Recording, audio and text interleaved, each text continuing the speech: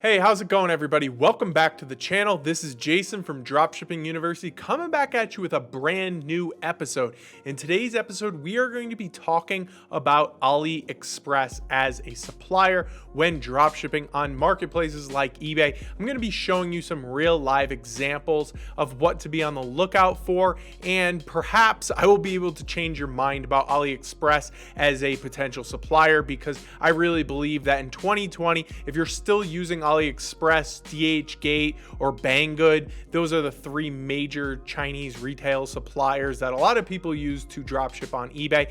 I believe that if you're still using those suppliers, your account is ultimately at risk, and you're really going to be giving the customer a bad experience on the platform, jeopardizing your account and your selling privileges when selling on eBay. So if this sounds interesting to you guys, make sure to smash that like button, and also be sure to subscribe to this channel. Hit the little bell notification so that every single time I drop videos just like this, you will be notified. Also, I wanted to let you know that down in the description is a link to my new Instagram profile. Go check that out. I put up a bunch of new exclusive content, tips, and a lot of motivation regarding being an online e-commerce entrepreneur. Check that out, guys. It's completely exclusive. You're not going to find any of that information anywhere else, and I'd really appreciate a follow. So I hope you guys are excited for this. We're going to jump into my computer. I'm going to show you some things that I've seen over the years when looking at AliExpress and dealing with suppliers, because those are going to be who is selling those products and dropshipping those products to your customers on eBay. So we're going to be looking for some red flags. We're also going to be looking for certain things that typical dropship gurus tell you. This is going to be foolproof. You should follow these methods and your account is going to be fine. You're going to be making tons of sales, and I'm here to debunk all of those myths. So let's check it out. Let's jump into my computer right now. Okay, guys, so here we are inside of my computer, and before we get into this live sourcing and rationalization of why not to use AliExpress, make sure to smash that like button and ask any questions that you might have as I go along down below. I do answer all of those questions and comments that you guys have personally, so I will get to those. All right, so let's look at this. This is AliExpress, and I'm going to be doing this completely off the top of my head. Let's just put in a random item, tent. Let's say that you want to be selling tents, dropshipping tents on eBay. Okay, so one of the things that you're probably going to notice is this massive range of prices. This is $87 to $200. That's usually indicative of variations. As you can see, there's a bunch of different variations here. We got a ton of different colors and styles of tents. Okay, so the first thing that you're going to see here is ships from location, and Russian Federation is crossed out. So we can only choose China as our ship from destination. And we see here it is free shipping to the United States via China Post registered airmail. Estimated delivery is 6/23. Today is May 12th, 2020. So that is over a month. That's going to be about six weeks, approximately 6 weeks that the customer on eBay, if they were to buy this item, would have to wait 6 weeks. Now that's a very, very long time for a customer to have to wait for an item to come in. Now let's just check to see if anybody is selling this item. I'm just going to take this exact title and throw it into eBay, and let's see what comes up. So here we go. We can see this exact item. We see it shipping from China, and we can click on this, and it's clearly being drop shipped. This person has 13 feedback, and it's shipping from Hong Kong. So you can clearly see that there are people doing this, and you could type in just about any item from AliExpress and find it on eBay. One thing that people get in their head is that because the item is coming from China and the item is thought to be really cheap because it's coming from China, that it is somehow much cheaper than what they could source it either from a US supplier or a wholesaler manufacturer. And the truth of the matter is this item, $100 and $200, $120 retail price from AliExpress is pretty much retail price for the going rate of a tent. Like, this isn't some astronomically cheap item to get. Another thing I wanted to point out was the fact that because there's so many variations on this, it's going to make your life a lot harder when trying to do repricing and stock monitoring using software, because variation listings add another element of complexity to the entire automation process when using restocking and repricing software. Okay, but the biggest problem here, guys, is the fact that that item is taking so long to get here. One of the things that a lot of people say is, Jason, I use AliExpress, but the thing is that they're shipping from the United States. I always filter by ship from location in the United States. So that's fine. We're going to go ahead and do ships from United States. And another thing that I've always said is, unfortunately, a lot of these products are going to have poor QC or quality control. The quality of the product is going to be very, very poor, which is usually why these items are sold for so cheap. So another thing that we can do here is we can filter only by the best sellers. And these are going to be the items that have the best quality, the best return policies, and just have generated the most feedback over time, the highest rated feedback. So that's going to be the two filters that I put in here. And I want to be fair to my potential critics out there that think that AliExpress is the greatest thing since sliced bread. So here we go. We just filtered down from thousands of results to now 268 results.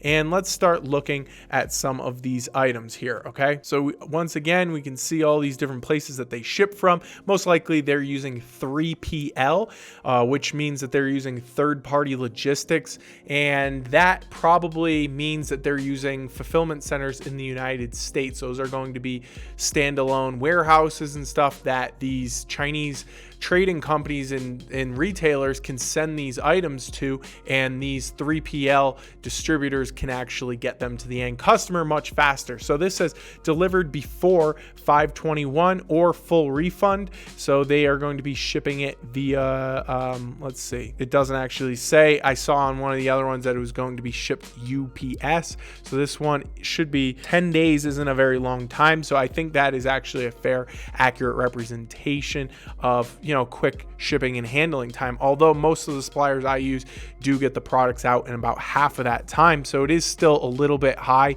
in my opinion. So let's go back here and let's check some stuff out. All right, we can see that it is going to be delivered before 6/1.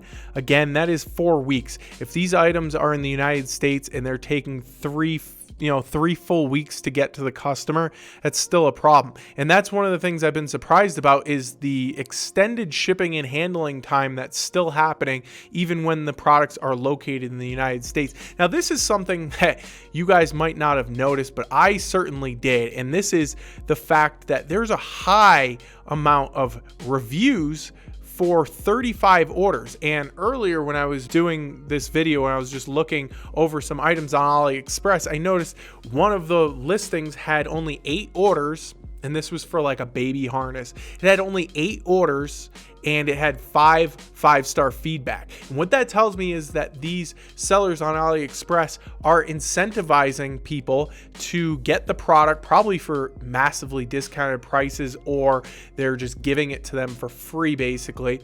And that's a very well-known tactic. You can go through Facebook groups and get free items from people from AliExpress and elsewhere to ship you the product, and then you in exchange give them a 5-star review. It's an incentivized review, but it seems to be very commonplace on AliExpress. It used to be done on Amazon, but it's not done anymore, and it shouldn't be done across all marketplaces, because what happens is you're artificially pumping up the reviews, making it seem like this is a better supplier than they actually are, and it's also making them rank higher on these pages, beating out their competition in search. So it's very evident to me that that's very common on AliExpress. It's also very, very unusual for me to see these quote unquote US suppliers, which clearly they're not US suppliers. They're just leveraging 3PL to ship to our customers in the US. that it would take 3 weeks and sometimes even excessive of 3 weeks to still get to a customer. If you have the products in the United States, it should not be taking that long to get to the customers. Okay, moving on, I want to talk to you guys about what the potential consequence of doing this is. Okay, and one of the things, guys, and I should really break this down because I've had over 4 years of experience. I've done just about every business model you could possibly think of when it comes to e-commerce.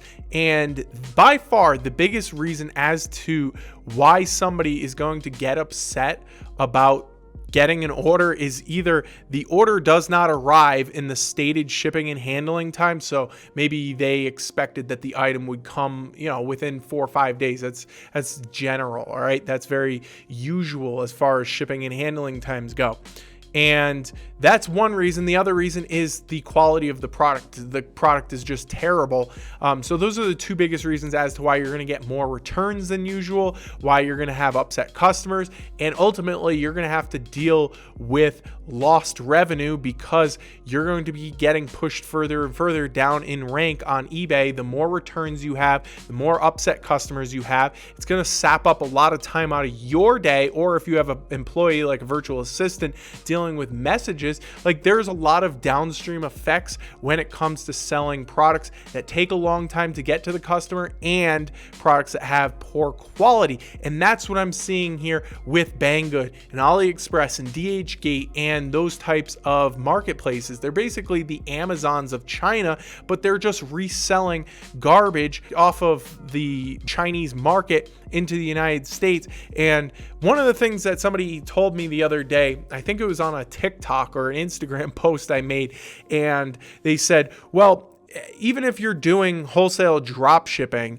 the fact of the matter is all the products are coming from China. Like everything is manufactured in China, which is correct. Most things in the United States, as far as consumer products go, are actually made in China or Taiwan and Southeast Asia. I get that. But the difference is the quality control measures that are put into place by these brands and by these wholesale distributors in the United States is much better than the quality control in China. And that's the fact of the matter. Mostly it's because they have more of a reputation to keep up to date when they're in the United States versus this company over in China that really doesn't have as much of a reputation because they're beating our wholesale suppliers on price basically. So they're able to ship and get away with having poor quality control. That's what I'm trying to get at. And that's really important. So I want to kind of distinguish the two things there. So if you come into an eBay listing right here and you're a customer, most people, first of all, are shopping on their phone. It's about 55% are mobile shoppers on eBay. When you're shopping on mobile, the page doesn't even look like this. The first thing you really see, and it's going to be this image, and you're going to be seeing price. This is further down the screen. You'd have to scroll pretty far to see this. Now I'm on desktop right here, and I can clearly see this, but I'm not the average eBay customer. Most people, when they shop on marketplaces, are not looking for this right here, this little tiny orange flag that kind of indicates that this is an excessively long time to get to the customer, right? It says estimated between Wednesday, June 3rd and Tuesday, July 28th.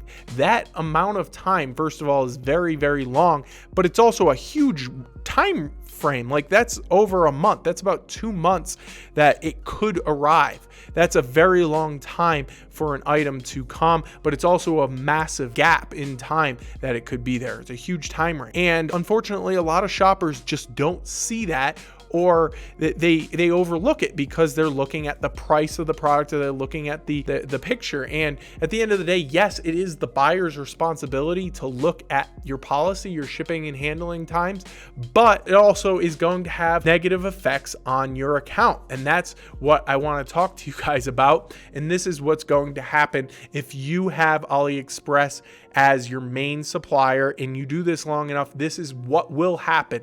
And you could say, oh, I've been doing it for this amount of time. It is only a matter of time before this happens. Okay, so what we're going to do, this is eBay's store selling fees. And if we press Control F and check out additional 5%, this is what we're going to be talking about. Sellers not meeting performance expectations. Additional final value fees may apply on sales in the following circumstances. And this went into effect, I want to say 8 months ago, 12 months ago, somewhere around there. So this is relatively new, but this is eBay trying to uphold a certain level of seller expectations to meet the buyer's expectations, because they are losing customers rapidly, because unfortunately eBay has turned into the flea market of the internet, and it's perpetuated by sellers using poor suppliers like AliExpress. So they say, if your account doesn't meet our minimum seller performance standards for the US at the time of sale, you'll be charged an additional 5% on the standard final value fees at the time the item sells. Okay, but one thing I should tell you too is that that's going to be category specific. Okay, if you have higher than average returns or higher than average item not as described returns, that's going to be people saying that this item wasn't as described, which unfortunately a lot of buyers will just choose that option when they're upset. And a lot of people buying on AliExpress are going to be upset customers, mostly because it took so long to get there. So if you get stuck with a 5% final value fee extra, then even if you have a premium store, your standard final value fee is going to be 9.15%. But if you add another 5% to that, you're looking at over 14%, right? You're looking at a 14% final value fee, which is that's a lot. That's way more than you should have to pay. All you'd have to be doing is be selling good products with more aggressive shipping and handling time. So that's what eBay is going to do. But what about PayPal? And this is something that really nobody ever talks about. And this is going to be excessive amounts of chargebacks. And chargebacks are caused by numerous things, but a lot of times what people will do, and they're also known as reversals or disputes, that what's going to happen is a lot of people are going to be helpless as the customer because they don't know when that item's coming. You could have the greatest customer service in the world, but if they feel like they're being strung along month after month, week after week, and say, where's my item? Where's my item? And it doesn't come until week 8, right? And in week 7, they say, well, I'm done with this. I'm going to go and call up my credit card company, and I'm going to file a dispute.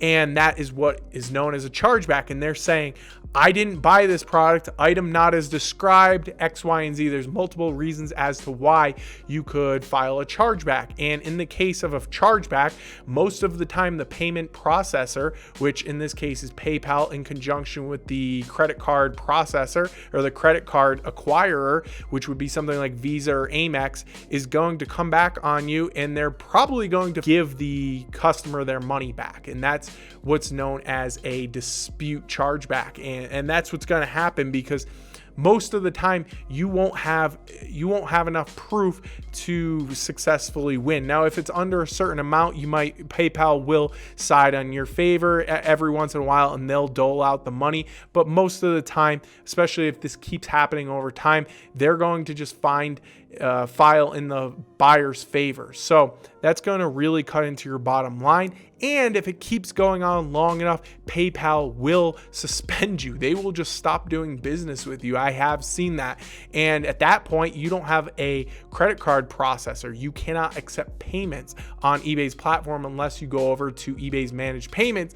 And at that point, it's like in a beta version right now. So you have to be accepted by it. So that's really what you risk, guys. You risk your eBay reputation, which as a business owner, you should be taking that seriously. You're risking having higher final value fees, 5%, which is pretty excessive in the category of products that you have higher than average item not as described return requests, and you run the risk of having higher chargeback amounts on PayPal, which could really cut into your bottom line and ultimately make you lose your payment processor. Okay, that's what PayPal is. You could lose that. All right, so there you have it. Those are my issues that I have with AliExpress as a supplier. I really don't think that AliExpress, DHgate, Banggood, or anything similar to that as far as using them as a supplier is a good idea in 2020 when dropshipping on marketplaces. I don't even think it's that good of an idea, even if you have your own web store like hosted on Shopify or WordPress, WooCommerce, whatever have you, because you really risk your reputation. And in business, reputation is key. That's really your lifeblood, and that's what's going to keep you getting repeat customers, happy customers, good reputation, high feedback, higher search ranking results. All of those things are really important, especially over time. So if you want to just get into this game, make quick money and get out, okay, that's one thing. But most people who are in business and want to make at least a semi-passive or, some type of side income with this, you're going to need to have a good reputation, and you need to be taking that seriously. So I seriously caution you from using AliExpress as a supplier. Those handling times, those shipping times, even when they're in the United States, are outrageously high. Their prices on a lot of the items, at least the ones that I was inspecting in the United States, located in the United States, were not as competitive or as cheap as I would have thought, and certainly nothing to risk your account over. And at the end of the day, you are going to get hit with higher final value fees on eBay, up to 5%, and you risk losing your payment processor, which is PayPal, because of an excessive amount of chargebacks, which will happen if you continue to do this. So what is my solution to all this? My solution is that you guys transition to something more legit. And what I mean is something like wholesale dropshipping, because wholesale dropshipping, you're leveraging US-based suppliers that still have aggressive shipping and handling times, but also have high quality control measures in place to inspect the products as they come in and make sure that they're not sending out bad products to the customers. That's really important, and it's one of the biggest reasons as to why I love using US-based wholesale distributors or manufacturers, and it is the only way that you are allowed to dropship on eBay in 2020 per eBay's dropshipping policy. So remember that if you're doing wholesale dropshipping, you are in compliance and you have nothing to worry about. Whereas if you're doing retail dropshipping using sites like AliExpress, DHgate, you're walking on eggshells, because at a certain point eBay can kick you and will kick you off their marketplace because you are not abiding by their dropshipping policy. Okay, so I hope you guys really enjoyed this. I hope this opened up some eyes for some people, because I know there's a lot of people who are still using AliExpress as their supplier. I really want you guys to move away from using suppliers like this. Make sure to smash that like button, guys, and subscribe to this channel. Hit that little bell notification so that every single time I put out videos just like this one, you will be notified. Also, I want to remind you that down in the description is a link to my new Instagram profile. Make sure to go follow that. I put up a bunch of new exclusive content every single day. Motivation, dropshipping tips, you name it, it is on there. I hope you guys enjoyed this one, and I will see you in the next.